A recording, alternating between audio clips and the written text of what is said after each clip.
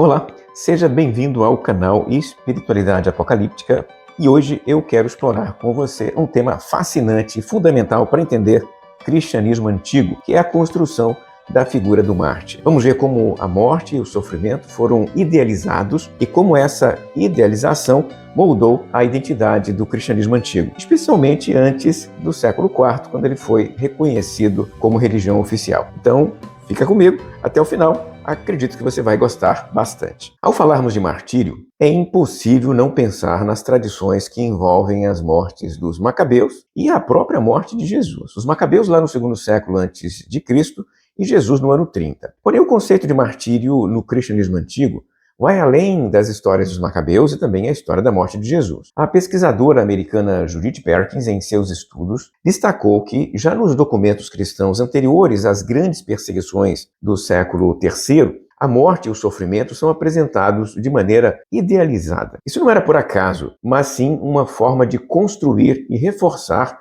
a identidade do movimento cristão. Nessa perspectiva, o bom cristão era aquele que sofria e morria por Jesus. Esta ideia não ficou apenas no campo teórico, não, nada disso. Ela se traduziu em práticas concretas, onde o testemunho de fé era selado com a própria vida. A idealização do martírio foi algo tão profundo que moldou o comportamento e a identidade dos primeiros cristãos. Mas de onde vem essa idealização da morte? Uma outra autora, Cândida Moss, nos dá uma pista ao destacar a influência de ideias gregas e romanas sobre a boa morte. É um conceito do mundo antigo. Um exemplo clássico é o do filósofo Sócrates, que foi retratado por Platão desdenhando da morte e de quem a temia. Ele queria que o seu ato final, que era beber cicuta, o veneno, fosse marcado por serenidade e desapego à vida, algo que se tornou então modelo para outros pensadores gregos posteriormente. Agora pense na influência disso sobre o cristianismo.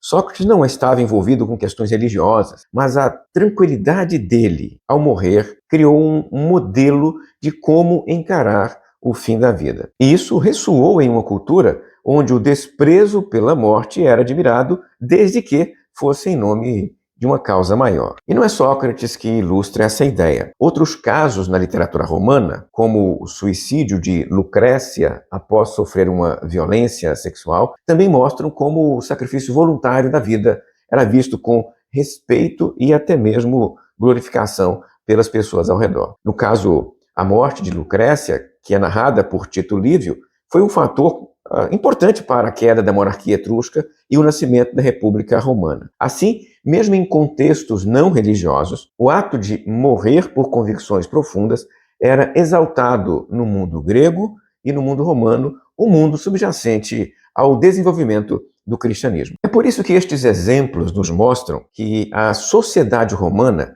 já estava familiarizada com a exaltação dos que morriam corajosamente, fossem em batalhas, em protestos políticos ou por honra pessoal. Quando os cristãos começaram a exaltar seus mortos, transformando-os em mártires, já desde o século II, por exemplo, eles estavam, de certa forma, seguindo um padrão cultural já existente. Mas, no caso do cristianismo, o que aconteceu foi que eles deram um novo significado ao gesto, e esse significado agora era religioso e espiritual. Tertuliano, um dos primeiros escritores cristãos, entendeu bem isso. Ele acreditava que o sangue dos mártires era o que impulsionava o crescimento do cristianismo. Na sua famosa frase, o sangue dos cristãos é semente, Tertuliano quer expressar a ideia que quanto mais cristãos morriam pelas mãos do império, mais o movimento crescia. Ele até desafiou os magistrados com uma frase muito potente. Ele disse em seu texto Apologia: torturem-nos, atormentem-nos, condenem-nos, esmaguem-nos, porque a nossa morte é a semente do cristianismo. Então, para Tertuliano, a perseguição e a morte dos crentes apenas fortalecia a fé cristã. Concluindo, as mortes cristãs, quando ritualizadas na forma de martírio, então, se tornaram poderosos instrumentos de propaganda para o cristianismo, especialmente nesta sociedade greco-romana que admirava e respeitava quem sabia morrer com dignidade. A construção da figura do mártir foi, portanto, um processo crucial para a consolidação da identidade cristã e para o seu crescimento no mundo antigo. Se você gostou desse vídeo e quer saber mais sobre o cristianismo antigo e outros temas relacionados com este, não se esqueça de se inscrever no nosso canal, deixar aí o seu like e compartilhar este vídeo com outras pessoas que você entende possam gostar deste conteúdo.